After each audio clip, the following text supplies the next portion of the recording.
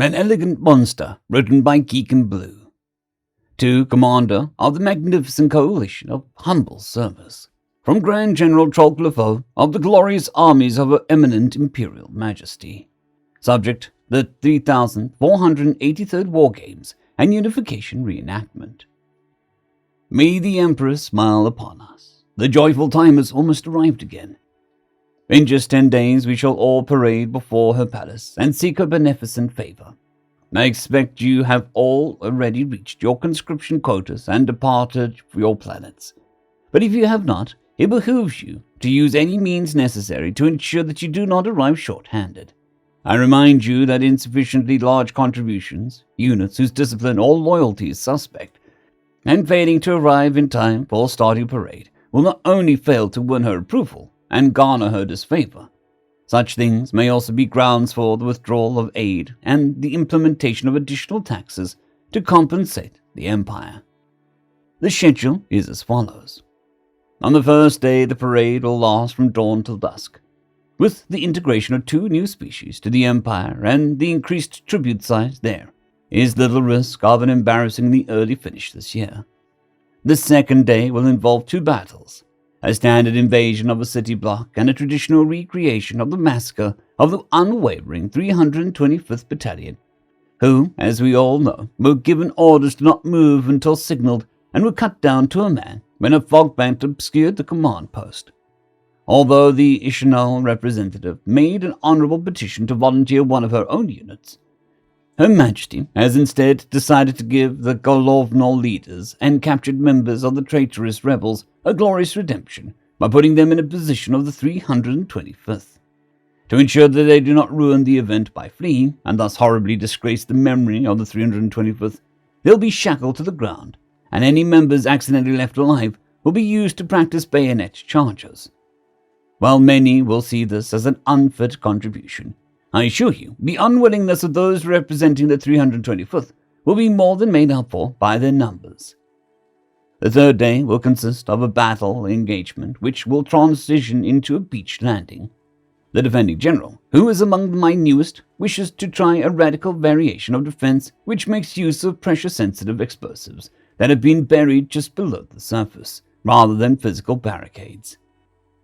Those who desire to prove their own honor by being pitted against him may petition to do so. Be advised, however, that given the general's inexperience and the relative ease with which I expect he will be defeated, whatever measure of success achieved will garner less recognition than in years past. On the 4th and final day, we'll reenact the surrender of the Confederation scum who so short-sightedly fought against the unification coalition of Emperor Klimpashoko the Wise. This reenactment will of course continue until the Confederation forces are decimated in as historical faithful a way as possible. To bring joy to our completion, the newly discovered Terran Union has already sent word that a volunteer force will be dispatched to take part in the festivities. Their integration has not yet even begun, and they would likely not have been required to offer a tribute for several years. But they have done so without any instruction. Truly, as Klimpashoko himself said, the wise know before a fool asks. Their wisdom is unsurprising, for they have colonized several star systems on their own initiative, with no aid from the Empire. This astonishing feat has not been accomplished by an other known species besides my own most venerable race, the Founders. A final note, due in part to debts incurred by the Golovnol Rebellion, the Empress's Council has decided that the tax pardon given to tribute members returning to their homes shall be reduced from 3 years down to 1. May this remind everyone of the pain that the traitors and rebels inflict on all, even the most obedient citizens and serfs, while cautioning you to report any you know or even suspect of supporting such insurrectionist sympathies to the nearest commissar. To Commander of the magnificent coalition of humble service, from Grand General Trollcliffe of the glorious armies of Her Most Eminent Imperial Majesty. Subject, the Terran Union's parade contribution. I realize that many of you are understandably outraged at what could seem to be a grievous insult to the might of Her Majesty's Eminent Imperial Majesty by the Terran Union. However, interrogations have revealed this to be a genuine misunderstanding, and that no malice, insult, or ill will was intended. The fledgling Terrans were unaware of the recommended minimum tribute size and mistakenly sent a far smaller unit, whose purpose is apparently infiltration, subversion, and close-quarters combat, which, as I understand it, is more along the lines of spying than respectful battlefield warfare. I remind you, they have not yet been advised to disband their own forces and accept the generous protection of the Empire. Additionally, I point out that while their delegation was small, the Empress herself was very impressed by the parade uniforms, which displayed a shifting pattern of festive colors in cadence with well-coordinated marching. In consideration of their ignorance, the fact that this was a self-volunteered force of genuine soldiers, and the profuse and sincere apologies of the Terran ambassador, the Empress, in her benevolence, has seen fit to pardon the Terrans. To prove their sincerity, although the Terrans had been allowed to merely observe the unstoppable power of her glorious armies, their small delegation has still requested the opportunity to participate in the city invasion drill taking place on the second day. The group taking part is extremely small, less than 100 individuals, and is not expected to have any impact on the outcome of the exercise. To Field Marshal Troclefort of the Unification Empire, from Lieutenant Colonel Amanda Nobunaga of the Terran Union, subject, live rhymes, what the hell? Marshal Troclefort, I've led this detachment of the 735th Spec Ops Division to participate in these war games of my own free will and with no malicious intentions.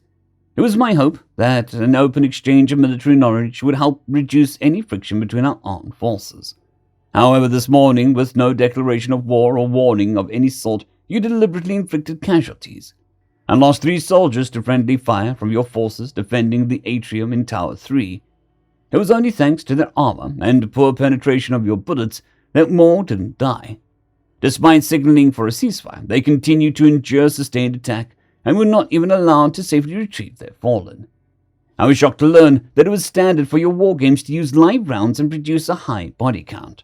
This is a crazy misuse of resources and lives. At least it clears my own soldiers of any wrongdoing when they were forcibly acquiring weapons to replace their rifles, which were locked in their non-lethal stun setting.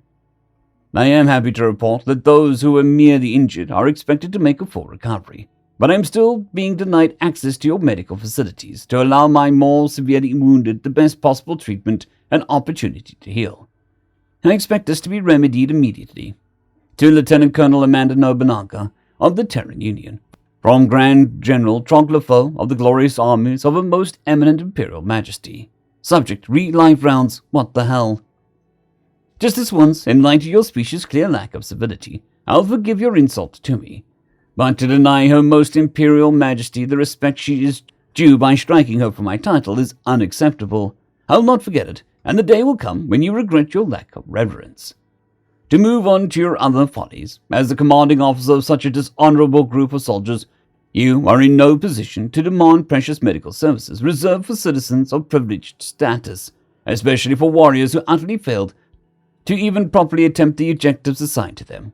I'm told that what we had taken to be impressively ostentatious color-changing dress uniforms were used during combat as camouflage to obscure the position of the wearer, depriving my defending troops of clear targets. Additionally, that they would resort to ambushes and the theft of Imperial weapons off of those they wounded speaks to their character in a way that I find impossible to properly articulate, outside of simple recounting the office. I would also point out that their appalling actions of leaving some of those captured alive to be discarded later, forcing them to live with the shame of having failed to struggle to their utmost. It is becoming clear to me that humans are devoid of nearly all sense of honor and decency. Furthermore, after acquiring these weapons, however treacherously they were begotten, they should at least have been put to use for the noble purpose of reaching their assigned objective. Instead, your troops used them to flee the battlefield, even fighting off other units who attempted to discourage them from this ignominious pursuit. In consideration of these facts, your transparent attempt at bragging about the pitifully low casualties your forces endured can be seen as a shameless attempt to save face. Your weak-willed reaction to our wargames exposes your obvious inexperience and ignorance of what battle is truly like. I assure you, as someone who has personally observed troops in real combat, that this is a faithful, if small-scale replication of what war actually looks and feels like. Training my forces in anything less than an all-encompassing realism would be the real crazy misuse of resources and lives. I've taken sufficient steps to ensure any complaint your ambassador attempts to make will be summarily discarded before it sullies the ears of her majestic empress. If you are so keen on having the bodies of your soldiers back, you may dig them out of the rubble yourself. We have no interest in keeping any of these non-lethal weapons of yours, and indeed feel free to keep any of the real weapons you find on the bodies of tributes. I'm sure that you'll be grateful for the instruction on how to build a properly deadly instrument of war. I would not expect to hear from you again. To Vice Admiral Mop Plushcolt of the Ishanol Tribute, to Magnificent Coalition of Humble Services. From General Trolkulofo of the Glorious Armies of Her Most Eminent Imperial Majesty. Subject: request for a change to the order of battle for today's amphibious assault. I was so incredulous at the temerity of your request that I had my aide check twice to be sure this was not some sort of farcical prank. To begin with, the suggestion that you be allowed to have full command of your ships so that you might maneuver them into a sort of line that passes the tip your admiral ships like this T is perhaps the most preposterous thing I've heard today, and that is impressive considering a previous communication to the Terrans that I've just finished replying to. I have no idea what use such a maneuver might serve, other than depriving the two lines of battleships an honest and proper exchange of fire. Anyways, my admiral has more ships under his command, so there is really no point in you even trying.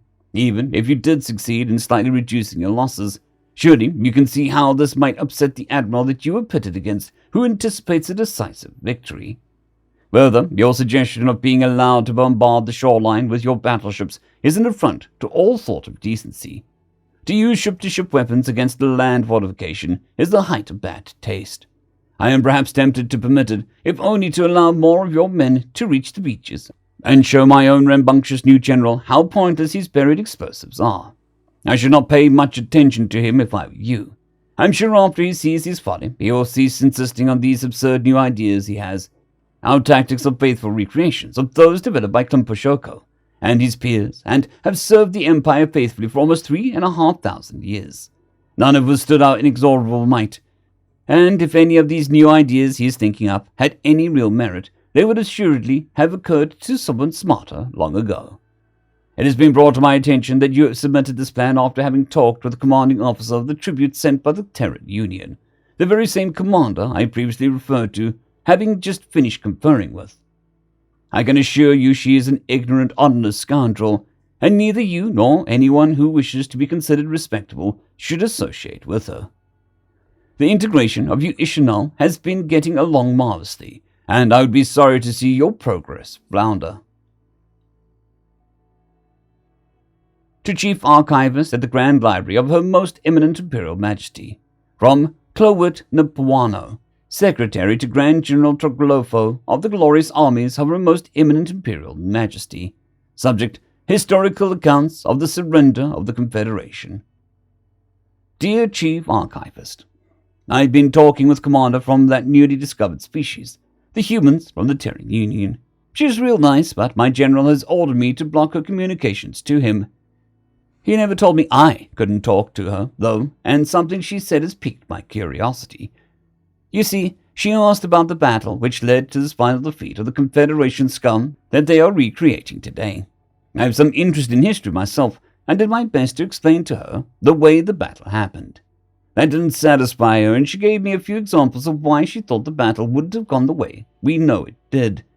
While I don't claim any experience with the intricacies of war, she made what seemed to be some solid points on why certain groups should or should not have survived. As I understood it, the gist of her argument was mostly that the Confederation's army was larger and held a bunch of beneficial positions that, according to her, should have let them win. I looked at the public archives for the first-hand account of the battle and was surprised to discover there aren't any available. The oldest account I could find myself was accurate but written only 200 years ago. When I used the General's access codes, I found one that was much older but still almost 1,000 years after the war. And while the fight ended the right way, it left out all of Emperor Klumpashoko's brilliant tactical decisions. One of them is even performed by the Confederation. I'm hoping that you could find and grant me access to a true and accurate document describing the battle, preferably from whichever general served directly under the Emperor. to Commander of the magnificent coalition of humble services, from Grand General Troglopho of the glorious armies of Her Most Eminent Imperial Majesty. Subject: the 3,483rd War Games and Unification Reenactment. Post-conclusion thoughts and lessons learned. This year, I am sorry to say, was something of a disappointment. While the opening parade was magnificent as ever and lasted well into the night, the terrible cowardice displayed by the Terrans tribute troops the following day hung like a cloud over the following festivities. Even the glorification of so many Glorvnull in honor of the stalwart 325th could not lift our spirits longer than a day.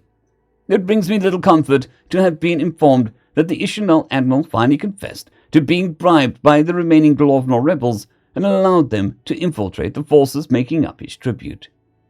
This inevitably led to the needless casualties of the defenders, and in particular to the despicable assassination of our own general in what should have been a secure bunker. It is clear these explosives that the late general had so usefully buried are so poor a defense as I expected them to be. I have nonetheless heard rumors that they aided the shore defenses greatly and inflicted massive casualties upon the attackers. There is no truth in such an obviously false stories, and they are clear the work of the Glorvnull spies or their agents. We must not let their attempts to sow confusion succeed. These tales may also be intended as a misdirection, attempting to escape suspicion for their elimination of the general. Any court repeating these seditious lies should be reported to the first available commissar. The recreation of the final Confederation defeat was at least carried off with a great aplomb. Despite the Confederation's infantry failing to retreat fast enough to be historically accurate, even when provided motorized transport, it stands as a testament to Emperor Klimpachoko, the wise's wisdom in battle, that he so terrified his enemies we still cannot properly duplicate the haste of their flight to this day. I do at least have a small spark of uplifting news. Despite their poor showing, the Terran ambassador has assured me that the ineffectuality is not representative of his people. I even received a letter of apology from their commander in which she told me that she had learned an enormous amount about our military might and gained deep insight into our tactics. She further went some lengths to assure me that next year, officers far senior to her will be in attendance, bringing the very best of their military and applying everything she has learned about. She finished by telling me that she was pleased to see our armies were what her people call a paper tiger, an idiom I was unfamiliar with. Given the weakness of paper, and no idea what a tiger was, I confess I suspected it may be some form of veiled insult. Inquiries to the Terran ambassador have assuaged my fears. The tiger is a ferocious predator native to Earth, the Terran homeworld, which was widely feared before the development of industrial technology. Further, my secretary has become quite taken with the Terran culture and informs me that the original saying was most likely an origami tiger. She has learned of a fascinating art style produced by the native Terran culture, whereby squares of fine paper are folded to produce shapes and forms of marvelous variety. This is called origami. She has herself learned some of this art, and a charming tiger made of paper now graces my desk. The meaning of the saying could not be clearer. Our military is as elegant as a piece of well-folded paper, and as monstrous as a tiger. One of our translators explained to me that such a juxtaposed contradictions must surely be considered the height of wit in Terran language. I realize folded paper may not sound elegant to many of you, but I promise a glance at my secretary's desk will provide many convincing examples. I have instructed her to fold the most exquisite paper tiger possible so that I may present it tribute to the Empress herself. Undoubtedly, this Terran Union possesses a rich and vibrant culture whose integration will bring glory and wealth to the Empire. That such a refined species is largely ignorant of battle and produces incompetent warriors should not be considered a fault. This could even be seen as a convenient. I leave you all with this thought. This new union of Terrans has, from their own culture, a perfect metaphor for the elegant monster of our empire. As we seek out and integrate even more species, we should not be surprised at such coincidences. It is surely the will of the stars themselves that all are made to serve us, and none are able to defeat us. End of story. I'd greatly like to thank our Tier 5 channel members, Caspar Arnholtz, John Creighton, Manatharia, 050, Dragzoon WRE, and Elijah Silvercross. Thank you very much.